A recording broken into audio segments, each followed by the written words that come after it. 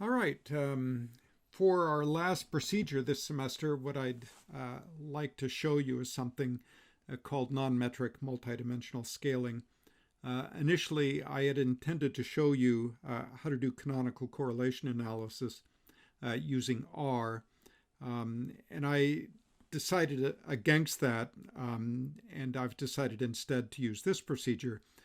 Both of them will give you essentially the same answer. Canonical correlation analysis is a little bit more powerful. It's more difficult to do and more difficult to interpret.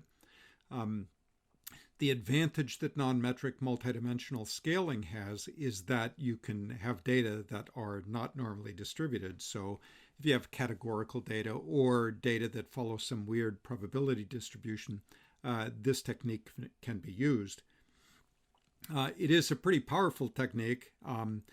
And the one significant advantage is that it's easy to get graphics that are easy to interpret and that can be used to explain the patterns that you discover. All right, so the data that I've pulled up here are data from my dissertation research.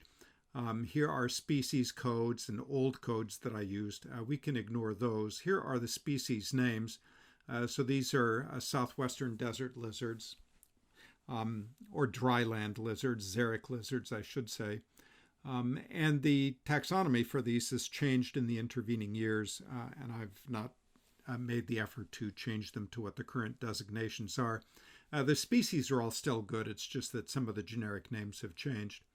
What I have here then are a series of environmental variables to begin with. So for each species that I captured, I recorded the ambient temperature, the temperature of its perch, the temperature difference between the ambient and its perch, how high off the ground it was, and then some variables indicating cover, and I know I misspelled those. It's CPVA instead of COVA, but this is cover at level A, B, C, and D, and then total cover, and then frequency at A, B, C, and D. These are sort of standard plant transect sort of variables when people try to compute importance values for various plant species. I don't do that sort of work anymore simply because it's just too much effort. I was young back then, full of energy, full of beans, I guess, and there it is. At any rate, so this is cover at the A level, which is basically from ground level up to your knee. Cover at B is from your knee up to your waist. Cover C is from your waist to the top of your head, and then cover D is from the top of your head up. And is the total cover. Frequency is the number of stems or number of plant parts that intersected the plant transect and so on. So I have a series of environmental variables here. And then if I scroll farther over here, here are my morphological variables. These are the things that you saw before. One difference here is that I have simply one row for each species. So I'm using the means for each species. So the mean vegetation data and the mean morphological data. And one reason that I'm using the means is simply that I don't have a one-to-one correspondence between the vegetative data and an individual lizard. So the lizards were collected, they were tagged, they were measured, and so on, and the ecological measurements were made, but there is not a one-to-one relationship between the two. Sometimes I took the ecological measurements on animals that I wasn't able to capture, so I don't have that. But that doesn't make a difference in terms of what we're doing here. We're not concerned about degrees of freedom or anything of that sort. This particular technique will work just fine. Now, I want to draw your attention to one little graphic detail here that I'm going to use, and that is I'm going to change some of these row attributes. So I'm going to click on row attributes here, and I now have the ability to change some of these symbols and the colors for those symbols. So here in this column, it indicates color. I could click on this one here, and the default is black. So it's a black dot is the default symbol for each of these. If I double click on that, it pulls up this little menu and I can change the color in that way. I'm going to leave it black. All I've done here is I've used blue for the Phrynosoma species, those are the horned toads, and I'm using aqua for the Nematophorine species. And here I've changed the symbols as well. For Nematophorus, I'm using squares, and then for Phrynosoma, I'm using stars. Everything else I'm leaving alone. And the reason for that is simply because those are the two genera that I expect to be fundamentally different from everybody else. And now you can see over here in this column that it's showing you both the symbol that's being used and the color of that symbol. All right, so now what I want to do is I want to run my non-metric multidimensional scaling. I've got this select mode over here indicated. I'm going to click on this first one, which is Calosaurus draconoides, which is the zebra-tailed lizard. And I'm going to scroll all the way over here to this far side and click on that. There we go. I've highlighted all the data. Now, if I were doing this as a canonical correlation analysis, it might be important to log transform these data. Whoops, I lost it. But I'm not. I'm not concerned about whether the data are normal or not. So let me re-highlight those data. There we go. All right, so now all I'm going to do is go up here to the multivariate tab and click on that and go under ordination routines. That's exactly where you were last time when you did the principal components analysis in this program in past. But I don't want to do a PCA. Instead, I'm going to drop down here to non-metric MDS. That stands for non-metric multidimensional scaling. It's a non-parametric procedure. We don't have to worry about normality or any of that. So I'm going to click on that, and it is now already computed the analysis for me. I'm going to drag the dialog box over here. This nice screen which has nothing on it. That's fine. Okay. We've not yet computed the analysis. What I'm going to do, a couple of things. First, I'm going to click on 3D right here. I'm going to look at this in 3 axes. And importantly, I need to specify right here in this box how many environmental variables I have. So those are my plant variables, and I have 13 of them from ambient temperature all the way to frequency D, right? So I'm going to put in a 13 there. So let me type in 13. Very good. And now the next thing I need to do is I need to specify what sort of a distance metric I'm going to use here. And this will change your results. 2 points. First of all, the distance metric that I use is going to change everything. Is going to change how my results look. What I'm going to use is a Curtis-Bray distance, or sometimes referred to as the Bray-Curtis distance. You can look that up. I'm not going to go into detail about it, but it's essentially a very nice sort of distance metric. If I had multiple observations for each species, I would probably instead use a Mahalanobis distance, which is a distance that is standardized by the variance. So in actuality, because we're using a multivariate data set, it would be a distance between vectors divided by, or actually multiplied times the inverse of the variance-covariance matrix. But I don't have multiple observations. So I'm going to start by looking simply at the Bray-Curtis distance or the Euclidean distance. We'll start with Bray-Curtis. All right, so all I'm going to do now is hit this compute button, and here it gives me my result. Let me make this bigger so that you can see what's going on.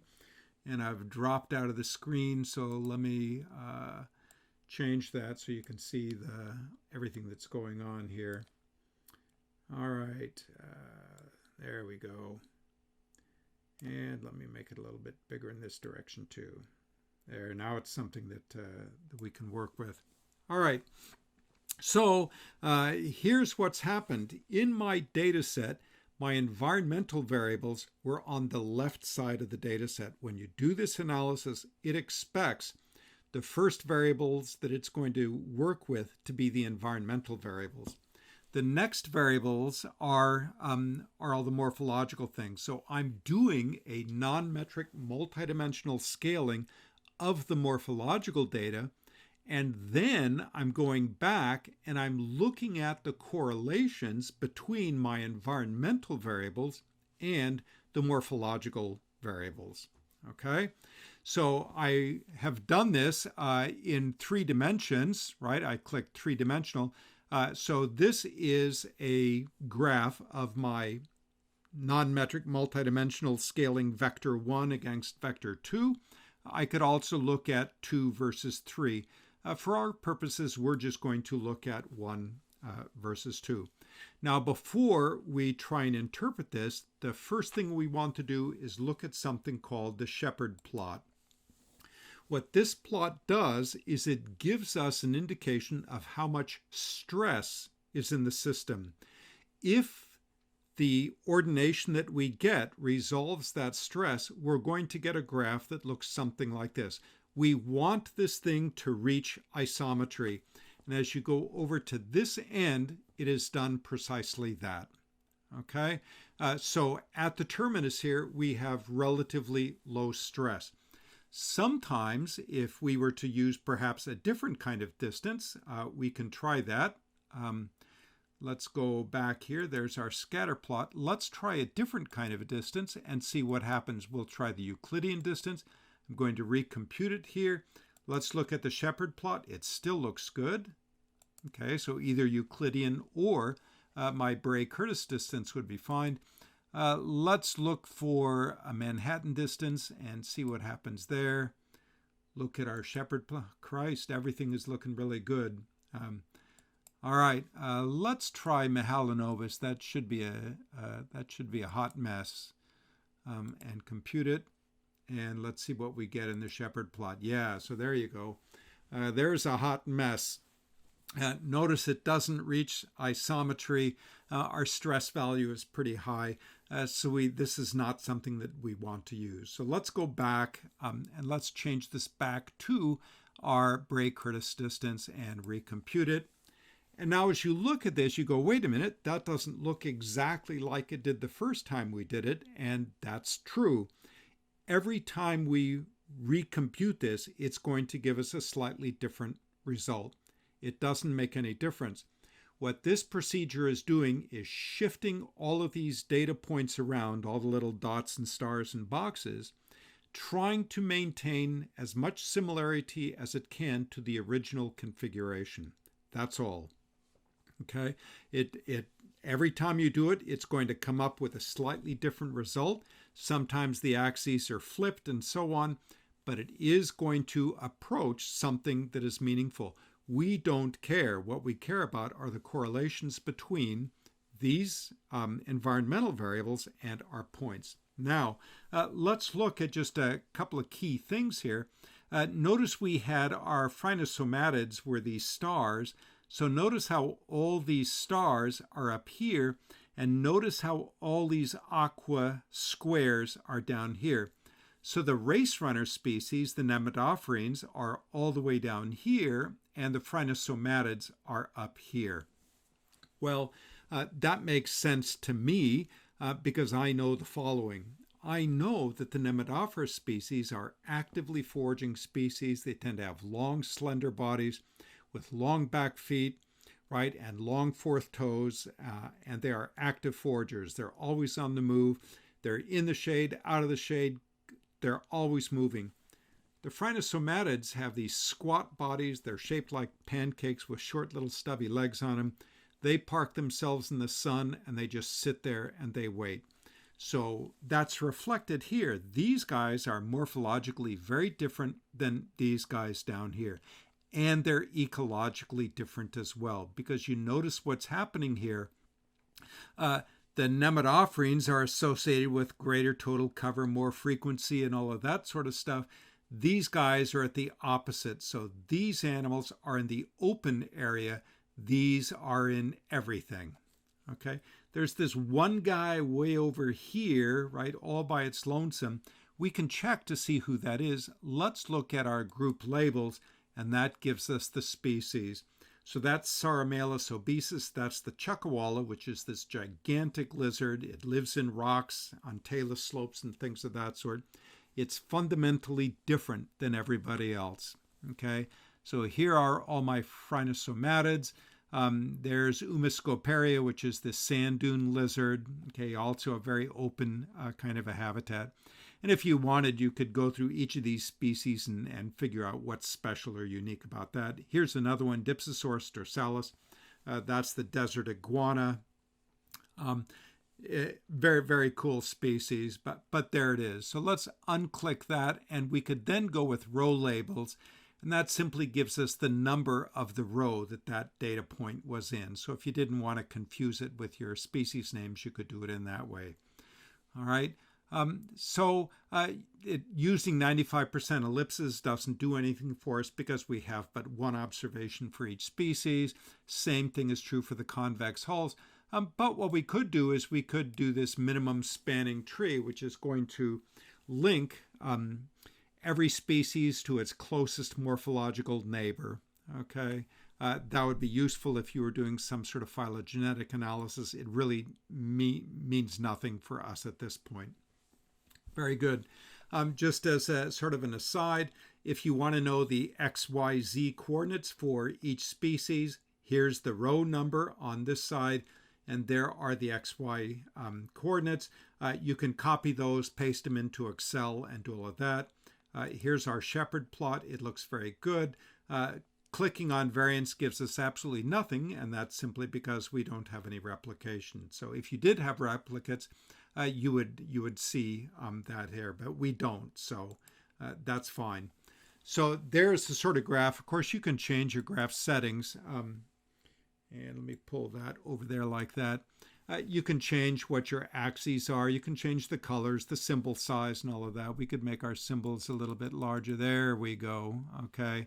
And then close. Now your symbols are bigger. So if you're having a hard time seeing things, you can do something like that. So there it is in a nutshell, non-metric multidimensional scaling. It's a pretty powerful tool. You see it more and more and more in the ecological literature. If you're looking at if you have two sets of variables, perhaps you have water quality data out of the river, the stream that you're working in, and you're looking at the morphology of your fishes or the different species of fishes or something like this. This is a nice tool to get to be able to use to sort of get a handle on what's going on with your system. You could use this. I've used this also for those of you that are in education. Years ago when W was president and we had this No Child Left Behind program, every state was required to do testing on all of their students, and the state of Missouri did that as well. And I was able to get, I think it was probably 6 years of student performance data together with schools data, and we were able to do a non-metric multidimensional scaling problem looking at the relationship between student performance and the quality of the schools based on how much money the schools were getting, what the student teacher salaries were like, how many administrators there were, how many students per teacher, all of those sorts of metrics. And the results were pretty not surprising, but pretty significant. I mean, you got a real sense that if you want to have students with high outcomes, you need to put more into them. You need more teachers, smaller classes. You need to pay your teachers better. You need more administrators to handle the problem children and all that sort of stuff. So that it works. That's my point. Very good. I will put on the webpage this data set, and I will also put a link for this video on how to do canonical correlation analysis in R. It provides all of the code. You will have to use your own data and or go to Kent Library to get access to the paper that they refer to that has the data set built into it. I've tried the links for that paper from this woman's website, and none of those links work anymore. I've gone to the publisher. The paper is there, but I don't have access to it from my computer. But if you do a request for it through Kent Library, you may be able to get it. I will try and get it for you and then post it on my webpage. It will probably be sometime in the new year before I finally get it. But there it is. Very good. So you guys have all of your homework assignments. There is no homework assignment associated with this one. Just play with it, dink around with it, see if it is something that you could possibly use. If you have questions, don't hesitate to contact me. I'd be more than happy to help you with your stats when it comes to that time.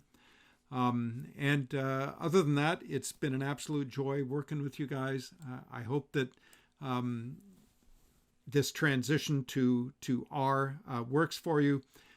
Keep all of your homeworks in a binder. Keep all that code handy. There is an issue with the code apparently from the video from last time. It got cut off. I will put my code on the webpage for you, so you will have that available to you. Good deal.